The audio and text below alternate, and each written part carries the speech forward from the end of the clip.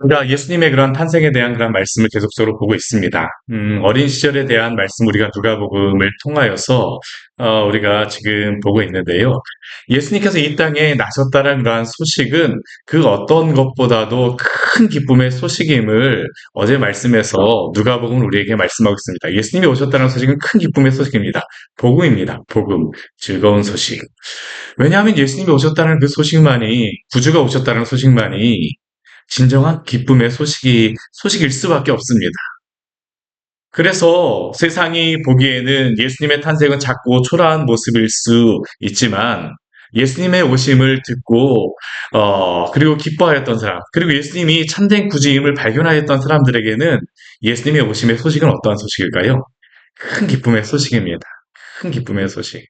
오늘 말씀을 보게 되면 어제 말씀에서는 평범한 목자들이 예수님의 탄생을 보고 기뻐하였듯이 오늘 말씀에서도 또한 예수님의 오심을 기뻐하는 두 사람을 누가복음 우리에게 소개합니다. 그 사람들에게는 이것이 참 기쁨의 좋은 소식이에요.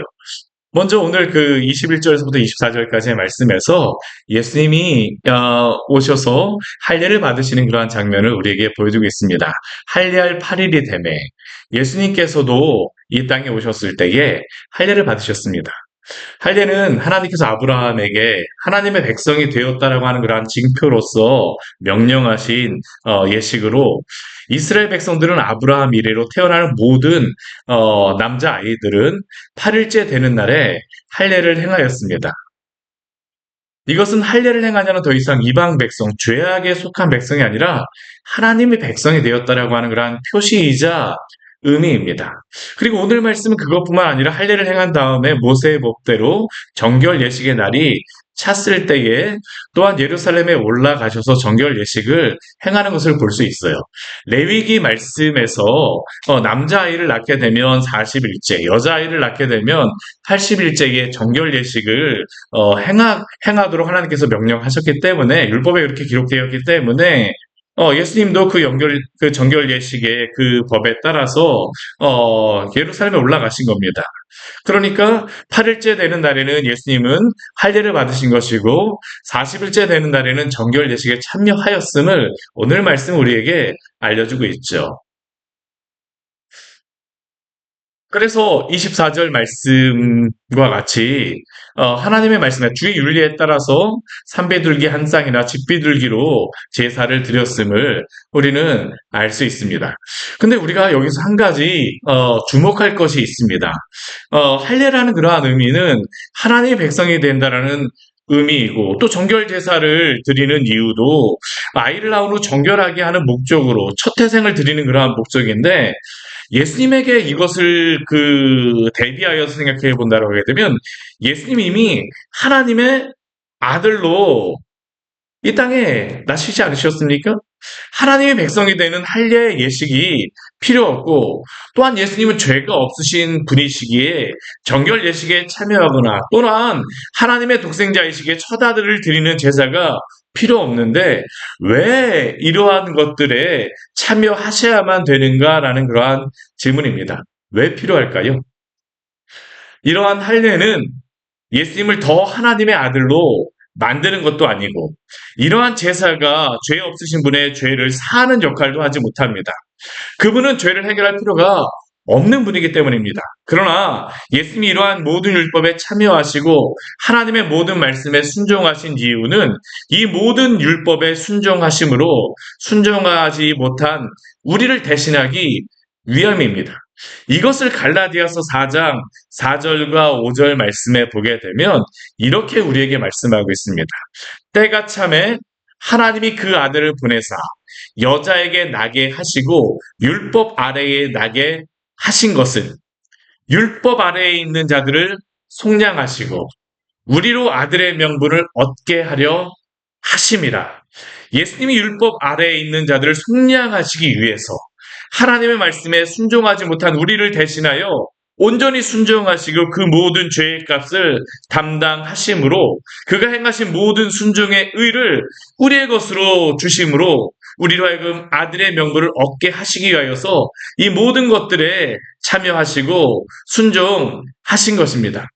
왜 우리가 더 이상 구약의 할례를 받지 않아도 되겠습니까? 우리가 왜 더 이상 정결 예식과 구약의 제사를 드리지 않아도 될까요? 그것은 바로 이 모든 하나님의 말씀을 본질적으로 성취하신 예수 그리스도 때문임을 기억하시기를 바랍니다. 우리는 그리스도 안에서 구원받은 자들입니다. 이것이 바로 예수님께서 이 땅에 오신 그러한 이유였죠. 우리를 구원하시기 위해서 이 모든 율법을 성취하시고 순종하셨습니다. 그리고 그 순종의 의를 우리의 것으로 삼아 주셨습니다. 우리는 더 이상 율법에 매여 있을 필요가 없게 된 자들입니다. 이것이 바로 예수님의 좋은 기쁜 소식 아닙니까? 그리고 오늘 말씀 보게 되면 이 예수님의 탄생, 예수님의 이 오심을 기다렸던 두 사람을 우리에게 소개하고 있죠. 첫 번째는 어떠한 사람입니까? 시므온이라고 하는 사람입니다. 25절 말씀을 보게 되면 예루살렘의 시므온이라고 하는 그러한 사람이 있으니, 이 사람은 어떠한 사람이냐 하면 의롭고 경건하며 이스라엘의 위로를 기다리는 자라고 우리에게 소개하고 있습니다. 성령의 그 이후의 계시고로 충만함으로 날마다 예수님을 기다리는 자였어요. 그가 이렇게 기다렸던 이유가 있는데 26절 말씀에 보게 되면 그 이유를 우리에게 무엇이라고 소개하냐 하면 주의 그리스도를 보기 전에는 그가 죽지 아니하리라고 하는 성령의 그러한 약속을 받았습니다. 그러니까 그럼 어떻게 할까요? 이 약속을 믿고 알고 있기 때문에 날마다 성전에서 주 예수 그리스도가 오시기를 기다렸습니다.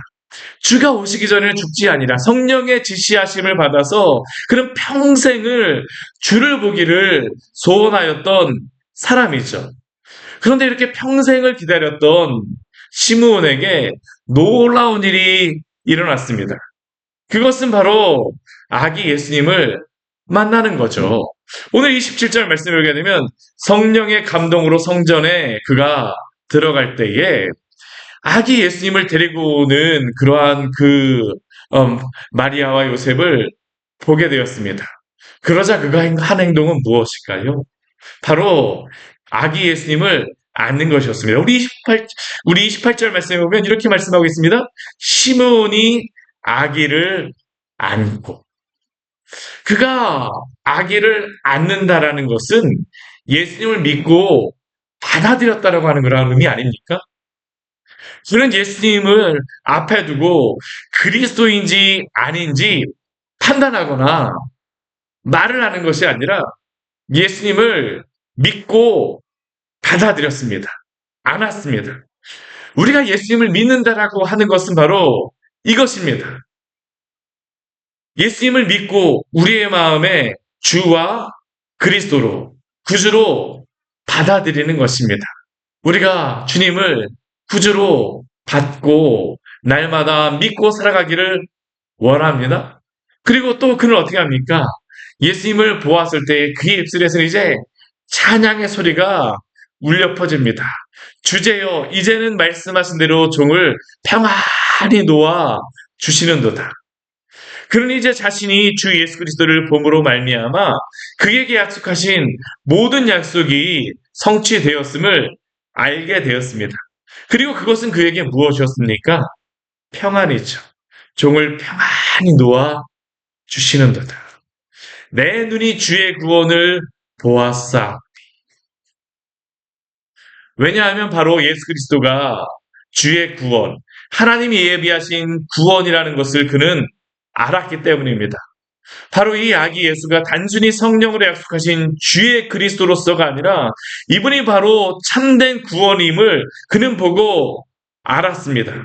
그리고 그는 또 무엇이라고 찬양합니까? 이는 만민 앞에 예비하신 것이요. 그 구원이 자신에게만 주어진 것이 아니라 31절 말씀과 같이 만민 앞에 예비하신 구원이라는 것을 그는 보았습니다. 예수님은 시몬에게만 좋은 소식, 좋은 구원의 복음이 아니라 예수님을 마음으로 믿고 또한 받아들이는 모든 자들에게도 하나님이 예비하신 참된 구원임을 그는 고백하며 찬양하는 겁니다. 또한 예수님은 어떠한 분이라고 그가 찬양합니까? 이방을 비추는 빛이요 주의 백성 이스라엘의 영광이니이다. 예수님은 참된 구원, 이방을 비치는 구원의 참빛이시며 또한 이스라엘 백성에게 약속하여 주신 하나님의 영광임을 그는 찬양하고 있습니다. 우리는 이러한 예수님을 믿고 이러한 믿음의 고백을 우리의 마음속에 가지고 있습니까? 예수님이 바로 우리의 구원자이실 뿐만 아니라 모든 만민을 향하여 하나님이 예비하신 구원이심을 믿으십니까? 그분만이 우리 인생을 비추는 참 빛이심을 믿으십니까? 우리가 이것을 아는 것이야말로 너무나 중요합니다. 성경은 예수님께서 많은 병자들을 고쳐주신 것을 우리에게 말씀하고 있죠. 혈루병든 여인을 고쳐주시고 눈먼 자를 뜨게 하시고 안진뱅이를 일으키시고 나병 환자를 고쳐주시고 심지어는 달리다꿈 하심으로 죽은 소녀를 살리시고 죽은 나사로도 살리셨습니다. 그러나 예수님이 고치시고 심지어 살리신 사람이라 할지라도 2000년이 지난 지금 이들은 어떻게 되었습니까? 네, 그들은 다 다시 죽었습니다. 그러나 기억하십시오. 예수님을 그 마음으로 믿고 구원받은 모든 영혼은 영원한 생명을 얻었습니다. 오늘 25절 말씀을 보면 시몬에 대하여 이렇게 말씀합니다. 이스라엘의 위로를 기다리는 자라. 이스라엘의 위로를 기다리는 자. 그의 평생의 유일한 위로는 그의 남은 여생을 몇 년 더 지속하거나 혹은 더 많은 세상의 부귀를 얻는 것이 아니라 바로 이스라엘의 위로. 이스라엘 민족에게 약속하여 주셨던 성경이 약속한 주 예수 그리스도를 만나고 보고 믿는 것이 바로 그에게 참된 위로였습니다. 그리고 바로 예수님을 위로로 기다렸습니다. 이것이 바로 시므온의 평생의 소망이었고 참된 위로가 되었습니다. 그가 예수님을 보았을 때 그래서 그의 첫 번째 고백이 무엇입니까? 종을 평안히 놓아주시는도다라는 그런 고백 아닙니까? 그러나 우리가 뒤에 말씀이 바로 이어지는 말씀을 보게 되면요. 안타깝게도 예수님이 참된 위로요, 구원이요, 빛이요 영광임에도 불구하고 모든 사람이 그것을 보지는 못해요. 오늘 34절과 35절 말씀해 보게 되면 시몬이 두 가지를 그가 또한 고백하고 있죠.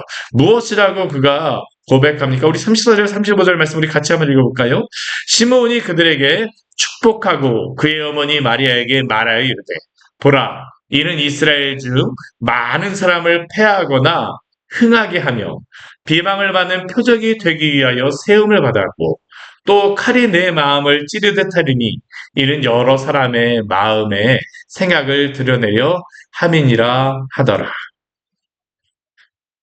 예수님을 믿고 그 마음으로 믿는 자들, 않는 자들에게는 예수님이 큰 구원이 되겠으나, 복음이 되겠으나, 복된 소식이지만, 그렇지 않은 자들에게는 오히려 예수님이 넘어지게 되는 걸림돌이 된다라고 그는 우리에게 증거하고 있습니다. 예수님의 복음이 전하여지게 되면 필연적으로 두 가지의 반응이 나타납니다. 첫 번째는 믿는 자들에게는 구원의 소식으로, 기쁨의 큰 소식으로 흥하게 되는 이유가 되겠지만 예수님을 믿지 않는 자들에게는 패하는 이유가 되어 예수님을 이렇게 반대하며 미워하는 자들에게 예수님이 비방이 되므로 마리아에게 칼로 찌르는 아픔이 또한 될 것입니다. 그리고 이것은 예수님을 미워하는 자들이 결국 예수님을 십자가에 못 박는 이유가 되죠. 그리고 이것은 항상 복음이 전해지는 것에 오늘도 일어나는 현상입니다.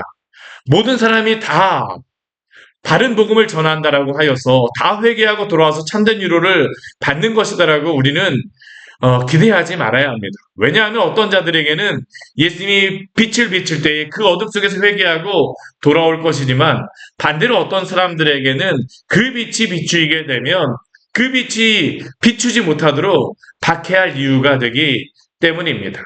오늘도 지금 이 시간에도 있는 일 아닙니까? 그리스도인들은 이것에 대한 지혜가 있어야 됩니다.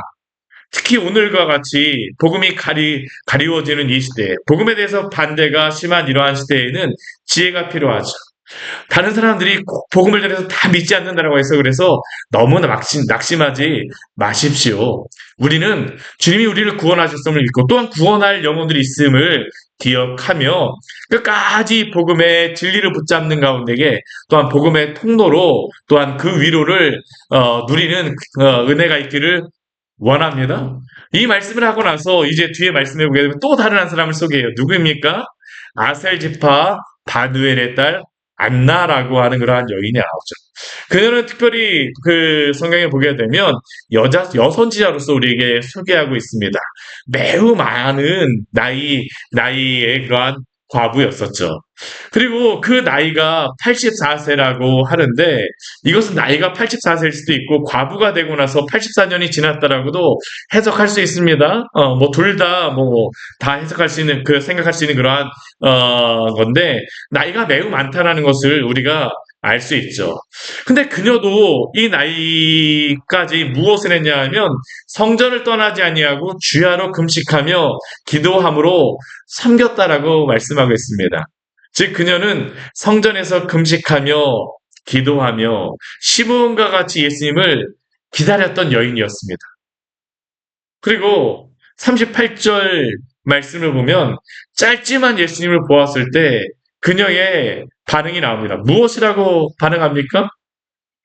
이때에 나와서 하나님께 감사하고 예루살렘의 속량을 바라는 모든 사람에게 그에 대하여 말하니라. 즉 그녀도 많은 나이까지 예수님을 기다렸던 여선지자로서 그러나 그녀가 예수님을 보았을 때 어떻게 합니까? 이분이 바로 그분이다라고 외쳤던 거죠. 예루살렘의 속량, 값을 치르는 구원자이심을 전하는 자로 또한 그는 사용되었던 겁니다. 오늘 말씀을 통하여 아기 예수님이 예루살렘에 올라가셨을 때에 예수님을 보았던 그 사람들의 두 반응을 우리에게 말하고 있죠. 특히 나이 많은 두 사람, 시므온과 안나가 나옵니다. 그 시대에 많은 사람이 있었음에도 불구하고 유독 왜 이 두 사람을 우리에게 소개해 주겠습니까? 물론 예수님을 기다렸던 그리스도를 기다렸던 많은 사람들이 그 시대에도 있었을 것입니다. 그러나 그들의 많은 사람들은 예수님을 기다리다가 지쳐서 한편으로는 타협하기도 하고 세상을 따라갔던 사람들도 있었고 또 한편에서는 그리스도를 기다리다 지쳐서 자신들이 구원을 이루겠다라고 군사적인 힘을 택하거나 혹은 꿈만 꾸거나 도망가거나 운둔하거나 체험하는 사람들도 있었습니다. 그러나 시므온과 안나의 공통점이 무엇입니까? 오랜 시간 끝까지 다른 것이 아니라 주 예수 그리스도를 소망하며 약속하신 말씀을 따라 끝까지 기다렸던 사람이었습니다. 믿음으로 살아갔던 사람이었습니다. 그들은 이 세상의 가짜 구원을 구하는 것이 아니라 참된 구원이신 그리스도를 끝까지 쫓는 그러한 사람들이었습니다. 저와 또 우리 이 자리에 있는 우리 여러 성도님들 이러한 은혜가 있기를 원합니다. 끝까지 인내하며 우리의 참 구원이신 그리스도를 오늘도 붙잡으십시오. 내일도 붙잡으십시오. 주 예수 그리스도 안에서 우리에게 위로가 되어 주실 것입니다. 같이 기도하도록 하겠습니다. 하나님 아버지 오늘 말씀을 통하여서 우리에게 귀한 은혜를 주니 감사를 드립니다. 우리 주 예수 그리스도 구원의 큰 기쁨의 소식으로 오신 예수 그리스도를 기다렸던 시므온과 안나에게 당신의 그 약속, 그 말씀 또한 그 놀라운 소식을 알게 하시고 보여주신 그 은혜를 또한 우리에게 알려주셔서 감사합니다. 오늘도 주 예수 그리스도 안에서 소망을 갖고 이 복음의 진리를 알게 된 자들로서 저희들 하나님 아버지 기뻐하며 소망하며 살게 하여 주시옵소서. 예수 그리스도를 우리의 마음에 믿고 안음으로 또한 주 예수 그리스도 안에서 오늘도 살기로 합니다. 세상에 많은 소식이 들리고 많은 이야기가 있지만 넘어지지 말게 하여 주시고 낙심하지 말게 하여 주시고 주 예수 그리스도로 인하여서 오늘도 기쁨 안에서 살아가는 또한 복음의 통로와 같이 안나와 같이 주 예수 그리스도를 봄으로 말미암아 이분이 바로 그분이다라고 외쳤던 안나와 같이 또한 시므온과 같이 찬양하며 전하는 복된 성도의 삶을 살기로 나오니 저희의 삶을 주장하여 주시옵소서. 예수님 이름으로 기도드립니다. 아멘. 오늘 말씀 같이 기억하시면서 기도하며 나가도록